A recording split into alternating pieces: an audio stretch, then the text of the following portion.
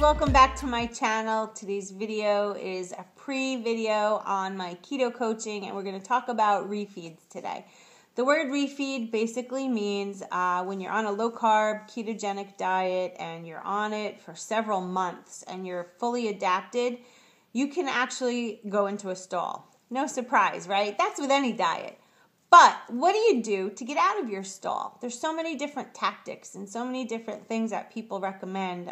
So I decided to try one on my own and see what it was like. So what did I do? I refed my carbohydrates up high.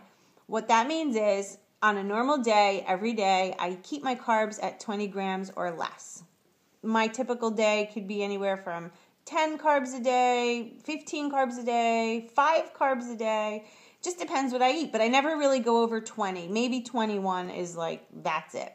So what I decided to do, because I have been in a little bit of a stall, and that doesn't mean so much on the scale, it means as far as my measurements go, because you guys know I don't weigh myself much anymore. I just think the scale messes with the mind. It's not accurate in my opinion. So what I did was I did weigh myself the day before I refed. And what I did to refeed, I did it the right way. I didn't eat the pizza and the french fries and the pies and cakes and rice and pasta. I didn't eat any of that stuff to get my carb count high. What I did was I added a lot of fruit into my diet. So the day that I refed, I kind of went overboard, but I wanted to see what it was like. So what I did was I think I had like a banana for breakfast with my coffee and whatnot. And I did my regular coffee with the heavy cream and everything. So heavy cream and banana, you know I'm going to be storing some fat that day. So I had the banana, and then I had my normal lunch was like a cheeseburger or whatnot. And then I had more fruit. And then I had a salad. Then I had another piece of fruit in the middle of the day. I had dinner. I had some more veggies. I was so full at the end of the day, and I had the worst stomach ache, and I literally was like, oh my God, I'm going to be sick.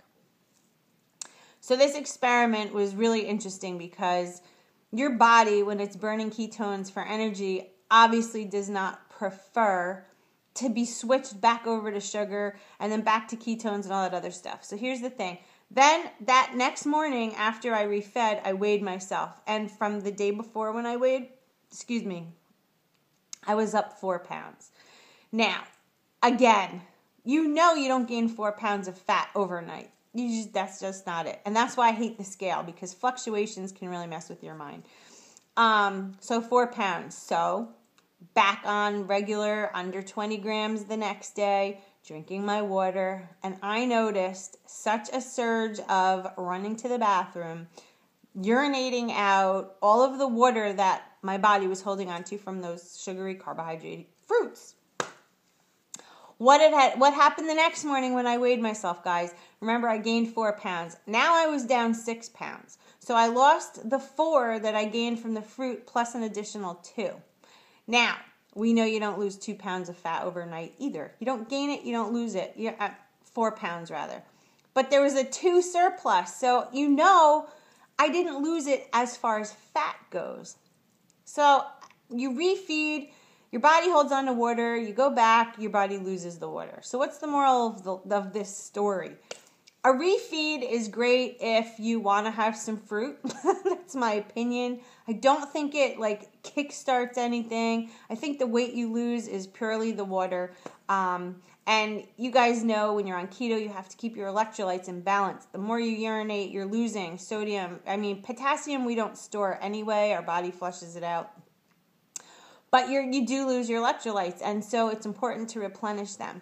So what I'm saying is, what I have found, can it jumpstart back into like what they say, tricking your body into thinking like, ooh, I just had like a ton of food and now I'm going to get back on keto. I don't think it does, guys. I just think it's a little bit of a misconception. I think, again, you eat the high-carb foods, you gain a lot of water weight, and then you go back the next day and you're losing again. And if you see it on the scale, you're like, oh, yeah, I'm losing again.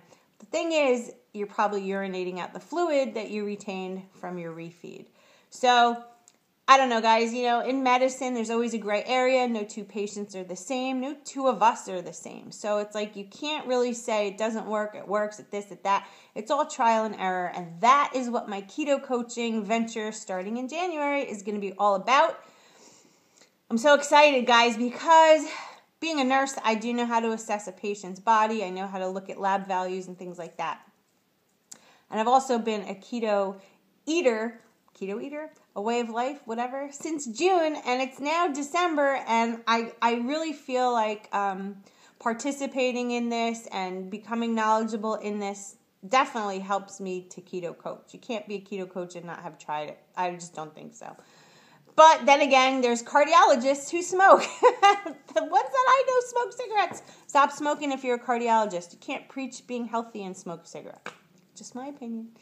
So, who needs a keto coach? Let me know. I am full of information. I will never tell you that I know everything because I don't. In life, you don't know everything. But I can definitely help you if you guys want to lose some weight and you want to get healthy. And that's another thing. This way of life is not all about losing weight. It's restarting, reprogramming the dysregulation of your metabolic systems in your body. And that's a whole other topic. So while losing weight is a great side effect, and I thought it was all about losing weight when I first started, but the amount of information that I've learned thus far is well beyond the losing weight. So that's my video today. Next video, we'll get more into the keto coaching that I'm going to do.